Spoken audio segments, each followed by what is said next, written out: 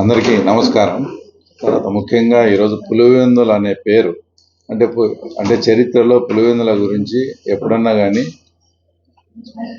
పులివెందుల్లో అంటే చరిత్రలో పులివెందుల పేరు ఉన్నంత వరకు కూడా ఆ రోజు జరిగిన సంఘటన అంటే వివేకానంద రెడ్డి గారి హత్య అనేది అంటే ఒక చరిత్ర పుటల్లో పులివెందుల హిస్టరీలో అత్యంత ఒక దారుణమైన ఒక బాధాకరమైన సంఘటన.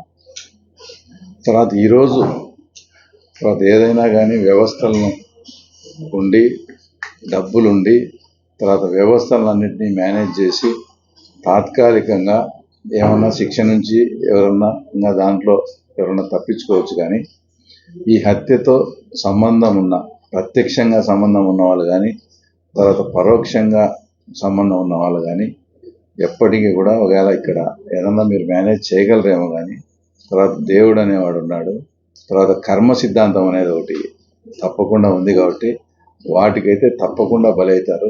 ఎందుకంటే ఇది అత్యంత చాలా దారుణమైన విషాదకరమైన సంఘటన.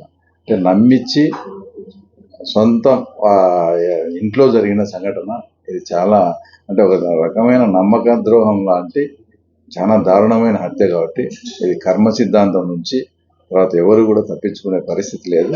తర్వాత సునీతమ్మ గారి ఏదైతే ఈరోజు పోరాటం చూసి అందరూ మాకు ఇలాంటి కూతురు ఎందుకు లేదని ఆలోచన చేసే పరిస్థితిలో ఆమె ఈరోజు పోరాటం ఆమె పోరాట ఫలితం తప్పకుండా ఆ కుటుంబానికి కానీ తప్పకుండా న్యాయం జరుగుతుంది.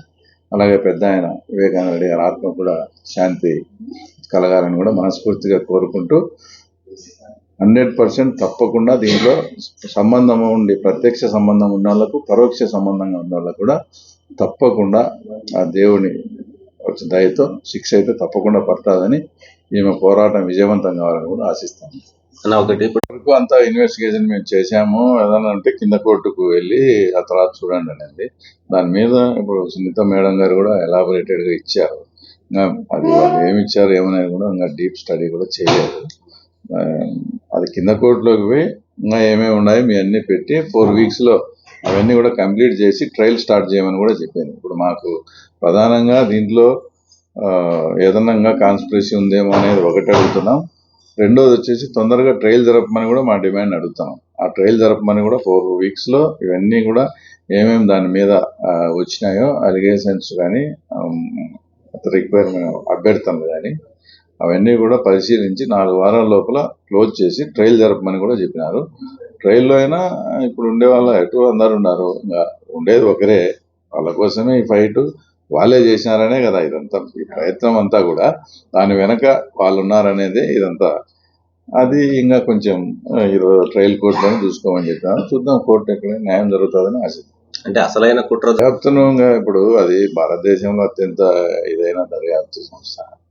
అవన్నీ మనం మీతో మాట్లాడడం అనేది కూడా ఇది కాదు. ఏంటంటే ఇప్పుడు ఏది ఏమైనా కూడా సుప్రీంకోర్టును వాటిని మనం గౌరవించాల్సిందే, ఫాలో కావాల్సిందే.